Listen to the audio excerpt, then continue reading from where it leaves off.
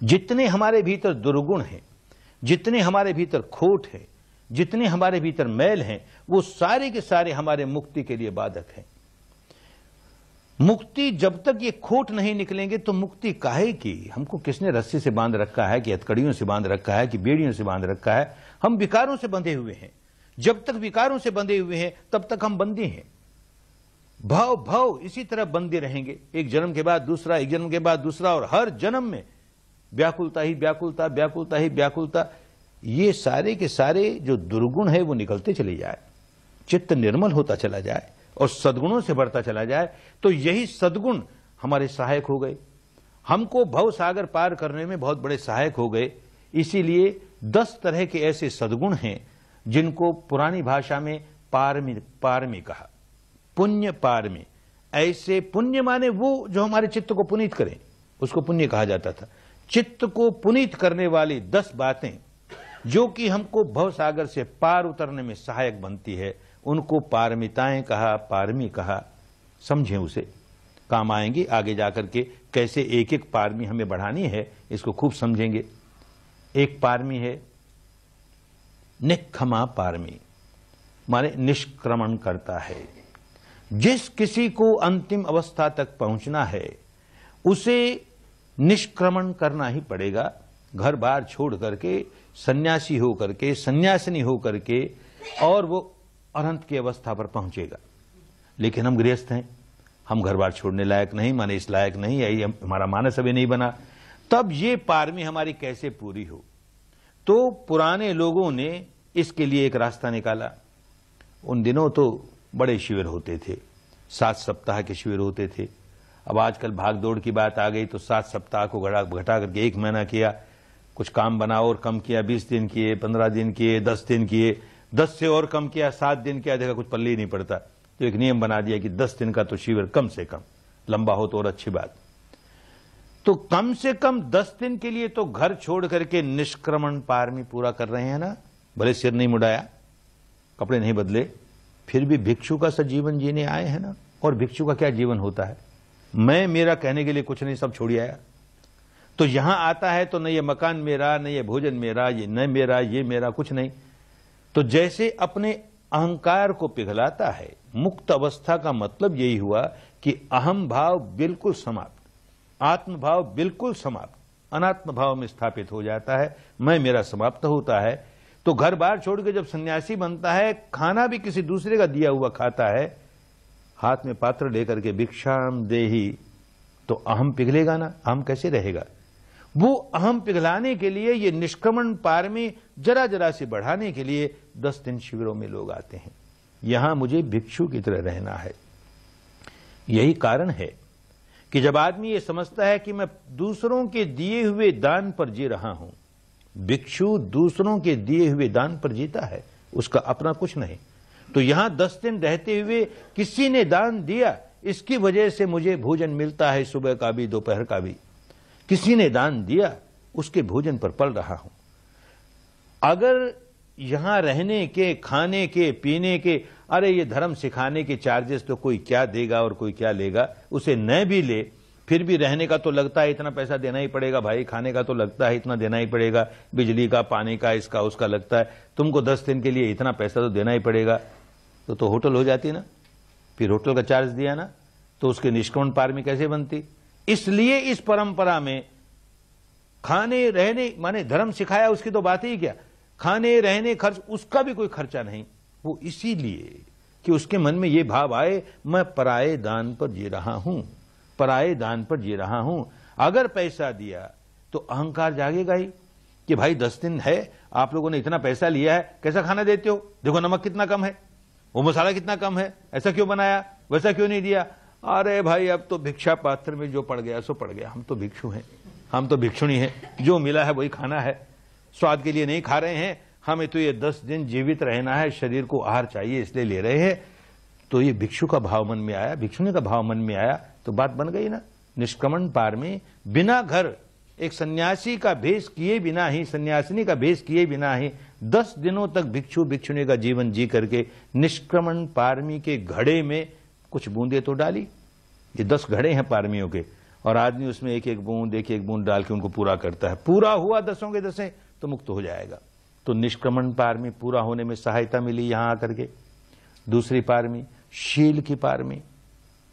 शील पालन घर में भी कर सकता है, लेकिन कठिनाई होती है ना, परिस्थितियां ऐसी है, किसी न किसी बात को लेकर कोई न कोई शील भंग हो जाएगा। और यहां तो सारा वातावरण ऐसा तपोभूमि का, और तपोभूमि का वातावरण सो तो कार्यक्रम ऐसा, सुबह 4 साढ़े 4 बजे से रात को 9 साढ़े 9 बजे तक कहां चोरी करने जाएगा, कहां हत्या करने जाएगा, कहां व्यभिचार करने जाएगा, कहां नशा पता करने जाएगा। भूल अगर होगी भी तो कहीं झूठ बोल जाएगा। बोलेगा तो किसी बात को बढ़ा के बोल देगा, किसी को घटा के बोल देगा, मार्गदर्शक पूछेगा तो उसको उल्टा सीधा जवाब दे देगा, तो शील भंग हुआ। तो उसी के लिए कम से कम आपस में तो बात नहीं करे, 9 दिनों तक पूर्ण मौन। अरे तो 9 दिनों का तो हमारा बड़ा अच्छा शील हुआ ना, निष्कलंक शील हुआ, हमने कोई गलती नहीं की 9 दिनों तक। पारमी बढ़ी ना, ये पारमी बढ़ने का मौका मिल गया। ऐसे 10 दिन के शिविर में आए तो ये हमारे शील की पारमी बढ़ाने का एक मौका मिल गया। और तीसरी पारमी वीर्य की पारमी, पुरानी भाषा है, माने प्रयत्न करेंगे, परिश्रम करेंगे, पुरुषार्थ करेंगे। ये पारमी घर में रहते हुए भी आदमी पुरुषार्थ करता है, मेहनत करता है। किस बात के लिए करता है? अपने जीवन यापन के लिए करता है। गृहस्थ है, करना भी चाहिए, कोई दोष की बात नहीं, लेकिन वो पारमी नहीं बनती। जो प्रयत्न, जो परिश्रम, जो पुरुषार्थ हमारे चित्त को निर्मल करता है, वो पारमी का काम। यहां 10 दिन यही काम करते हैं। सांस को देखते हैं तो वर्तमान में जीते हैं, भूतकाल से छुटकारा, भविष्य से छुटकारा, जो हुआ उसको वैसे यथाभूत देखा। संवेदना को तो भूतकाल से छुटकारा, भविष्य से छुटकारा, इस समय की यथाभूत जैसा है वैसा देखा, तो राग नहीं जगाया, द्वेष नहीं जगाया। तो ये जो प्रयास कर रहे हैं, ऐसे चित्त को वर्तमान में स्थापित करके उसके अनित्य स्वभाव को देख करके दृष्टा भाव में स्थापित करना, इसका प्रयत्न कर रहे हैं, तो सही प्रयत्न कर रहे हैं, तो वीर्य की पारमी अपने आप बढ़नी शुरू हो गई। शील की पारमी, वीर्य की पारमी, प्रज्ञा की पारमी। ये जो श्रुतमयी प्रज्ञा है, ये तो कहीं प्राप्त हो जाती, यहां आने की जरूरत नहीं थी।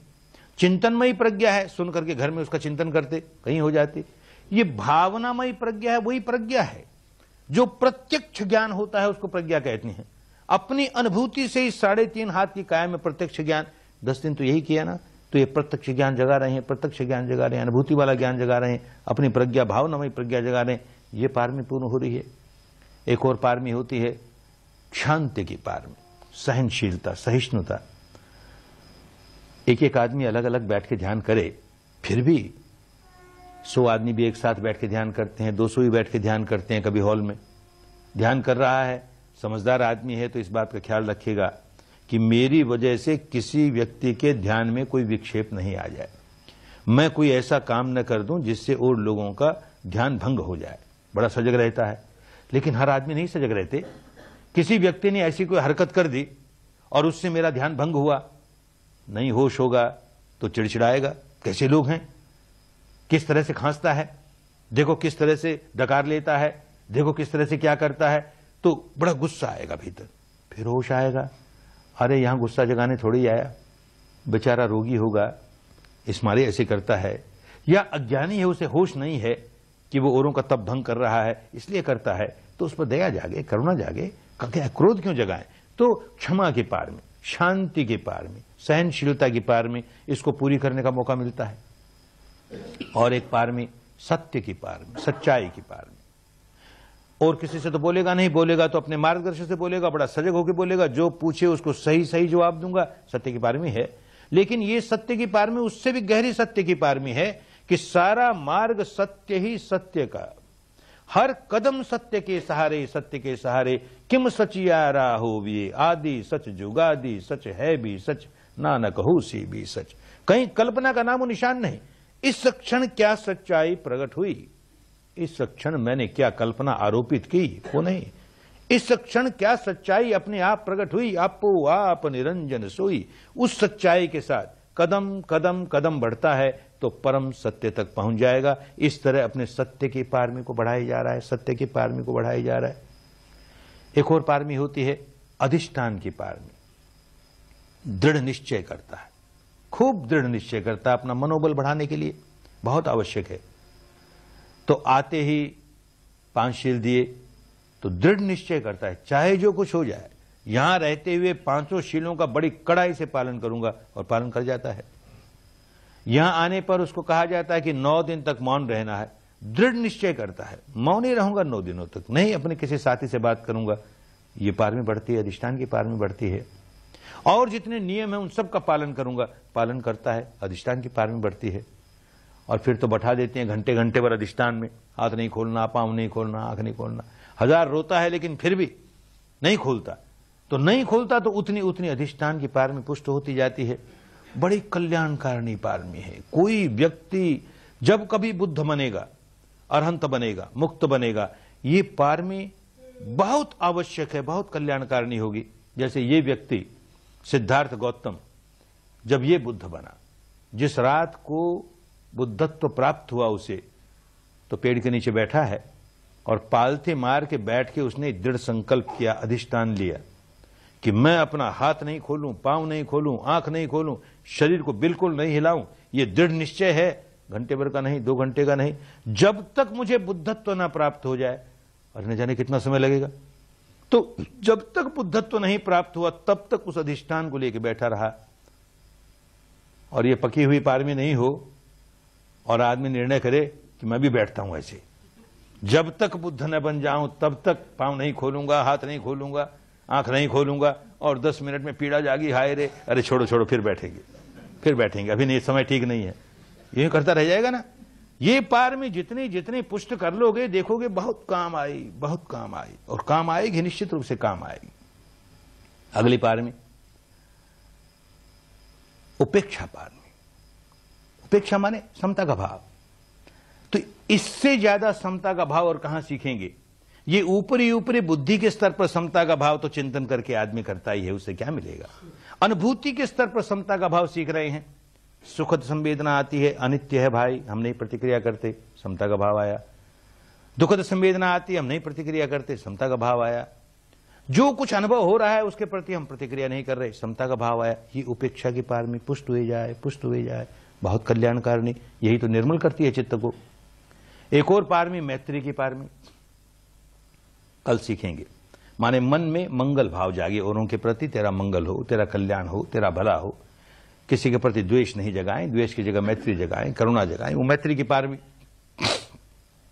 यहां बिना आए भी आदमी कर सकता है। अपने घर में रोज चिंतन करे, सबका मंगल हो, सबका कल्याण हो। अरे अपने पड़ोसी के साथ भी मैत्री भाव रखना चाहिए। तो ए पड़ोसी तेरा भला हो, तेरा मंगल हो, यूं करता जाएगा। लेकिन मन के भीतर अंदर के हिस्से में तो उस पड़ोसी से झगड़ा है ना, तो अंदर ही अंदर कहेगा तू जहन्नुम में जा, तेरा बुरा हो जाए। ऊपर चलेगा तेरा मंगल हो, तेरा कल्याण हो, तेरा मंगल हो। अरे जो भीतर वाला मन है ज्यादा बलवान है, और वही बनाता है संस्कार। वो संस्कार तो तुम्हारे मैत्री का नामो निशान नहीं, और ये ऊपर ऊपर के लेप लगाते हो मैत्री के, बात नहीं बनती। यहां 10 दिन किस लिए आते हैं कि चित्त को निर्मल करते करते 9 दिन तक चित्त को निर्मल करने का काम किया। 10वें दिन जितना भी चित्त निर्मल हुआ, अब मैत्री करना सीखेंगे। मंगल मैत्री, तेरा मंगल हो, तेरा भला हो, और संवेदनाओं के आधार पर करेंगे। तो अंतर मन से कर रहे हैं। बिना संवेदना को जाने हुए हम अपने चित्त को सुधारने का काम जब जब करेंगे, तब तब केवल बुद्धि सुधरेगी, कॉन्शियस माइंड सुधरेगा, हमारा अंतर्मन नहीं सुधर सकता। और जब भी इस संवेदना के साथ अपने मन को सुधारने का काम करेंगे तो अंतर्मन सुधरना शुरू हो गया। क्योंकि हमारा अंतर्मन इन संवेदनाओं के साथ जुड़ा रहता है, प्रतिक्षण जुड़ा रहता है। जब तक प्राण है तब तक जुड़ा ही रहेगा। तो इसके साथ करना कल सीखोगे। ये 9 दिन तक चित्त को निर्मल करने का काम, 9 दिन तक शरीर पर होने वाली संवेदनाओं को जान लेने का काम नहीं करते तो मैत्री ठीक से नहीं कर पाते। तो कल ये मैत्री सीख करके इस पारमी को भी पुष्ट करने में अपना बल लगाएंगे। और एक पारमी दान की पारमी, बड़े महत्व की पारमी है। गृहस्थ के लिए बहुत आवश्यक है। गृहस्थ है तो किसी के सामने हाथ नहीं पसारे, वो उसको मेहनत करके, परिश्रम करके, ईमानदारी के साथ धन कमाना ही चाहिए। अपने भरण पोषण के लिए, अपने परिवार के भरण पोषण के लिए, जो जो लोग आश्रित हैं उन सब के भरण पोषण के लिए उसे कमाना ही चाहिए। भिक्षु को कमाने की जरूरत नहीं, उसको धन संग्रह करने की जरूरत नहीं, लेकिन गृहस्थ को कमाना ही चाहिए। लेकिन बड़ी कठिनाई हो गई। जहां कमाना शुरू किया, जहां घर में धन आना शुरू किया, वहीं अहंकार बढ़ेगा। मैं कमा रहा हूं, मैं इतना होशियार, मैं इतना चतुर, मेरी वजह से कमाई होती है, बाकी लोग सब निठल्ले हैं, बाकी लोग सब मूर्ख हैं, ये अहंकार जागता है। अहंकार जागता है तो मुक्ति की दूसरी दिशा में जाने लगा। मुक्ति कहां से आएगी? मुक्ति तो अहंकार शून्य अवस्था को कहते हैं। आत्मभाव बिल्कुल समाप्त हो जाए, अनात्म भाव में स्थापित हो जाए, उसको मुक्त अवस्था कहते हैं। और यहां तो अहंकार जगाया जा रहा है। ये बेचारा कैसे मुक्त होगा? तो देश के समझदार लोगों ने एक रास्ता निकाला कि गृहस्थ को अपना अहंकार पिघलाने के लिए जो कमाए उसका एक हिस्सा औरों को बांटे ही, तो चिंतन बदल जाए। ये जो मैं मेहनत कर रहा हूं, परिश्रम कर रहा हूं धन कमाने के लिए, वो केवल मेरे लिए नहीं कमा रहा। मेरे लिए तो ठीक, मुझको अपना भरण पोषण करना है, अपने परिवार का करना है, लेकिन केवल मेरे लिए नहीं। आखिर ये जो पैसा आता है समाज से आता है, बदले में मैं समाज को क्या देता हूं, ये भाव जागना शुरू हो तो अहंकार पिघले। जागे तो भी कम जागे, अहंकार कम होता जाए, देता है, बांटता है। पुरानी भाषा में दान भी नहीं कहा, उसे समविभाग कहा, विभाग करता है और लोगों के साथ। तो जो कुछ मैं कमाता हूं उससे से अधिक लोगों का अधिक से अधिक कल्याण कैसे हो जाए। यहां 10 दिन आएगा तो अब समझने लगेगा कि अधिक से अधिक लोगों का अधिक से अधिक कल्याण कैसे हो जाता है। किसी भूखे को रोटी देते हैं तो कल्याण हो उसका, एक दिन की भूख मिट गई उसकी, कल फिर भूखा हो गया, फिर उसको रोटी की जरूरत पड़ गई। प्यासे को पानी दिया, कुछ घंटों के बाद फिर पानी चाहिए, प्यास उसके हमेशा के लिए नहीं बुझी। नंगे को कपड़ा दिया, कुछ महीने के बाद फिर नंगा हो गया, कपड़े फिर चाहिए। रोगी को औषधि दी, वो रोग निकल गया, कोई और रोग आ गया। ये सारे अच्छे हैं, नहीं करना ऐसा नहीं कहा जाता धर्म में कि ये सब काम मत करो। लेकिन विपश्यना करते करते ये होश आने लगेगा कि सब दानं धम्म दानं जिनाति। जितना दान किसी को दिया जाए वो सारे दान अच्छे हैं, पर इन सारे दानों में धर्म का दान सबसे ऊंचा दान। एक व्यक्ति को भी शुद्ध धर्म मिल गया, शुद्ध धर्म का रास्ता मिल गया, अरे सारे दुखों से मुक्त होने का रास्ता मिल गया ना बेचारे को। ये छोटे मोटे दुख दूर हुए फिर आए, दुख दूर हुए फिर आए, ये तो सारे दुखों से दूर हो जाएगा, भव चक्र से दुख से छुटकारा पा लेगा। इतना बड़ा दान, इसमें मैं कैसे सहायक हो जाऊं? तो 10 दिनों तक अपने यहां रहने का दान नहीं दे रहा। जो व्यक्ति ये सोच के दान देता है, शिविर में आकर के 10 दिन रहा तो इनका खाने का कितना लगा होगा? अरे 100 लगे होंगे। ये पानी वानी का क्या लगा होगा? इतने लगे होंगे। अच्छा क्या है, आज का महंगाई है तो 200 लगे होंगे, 250 लगे होंगे, और क्या, दो ना 250, छुड़ाओ पिंड अपना। अरे क्या दान दिया रे तूने? होटल का बिल चुकाया ना? फिर नहीं, मैं तो रहा भिक्षु की तरह किसी और के दान पर। अब मेरे मन में यह चेतना जागे कि भाई इसी तरह अन्य लोगों को भी मिले ना, तो मेरे पास जो धन है वो औरों के लिए, आगे भविष्य में जो साधक आने वाले हैं वो किस तरह से इसका लाभ उठा ले, इस मारे दान देता है। शुद्ध चित्त से लोगों का कल्याण कैसे हो, लोगों का कल्याण कैसे हो, मैं उसमें कैसे सहायक हो जाऊं। अरे मेरे पास कम धन है तो कम दूं, कोई हर्जा नहीं, लेकिन चेतना ये है, अच्छा मैं सेवा ही करूं, 10 दिन तक लोग मेरी सेवा करते रहे, मैं श्रम का दान देता हूं। ये दान पारमी बनती है, नहीं तो पारमी नहीं। ये 10 पारमियों को याद रखेंगे और जब कभी भविष्य में 10 दिन के शिविर में आएंगे, खूब याद रख करके एक एक पारमी को पुष्ट करने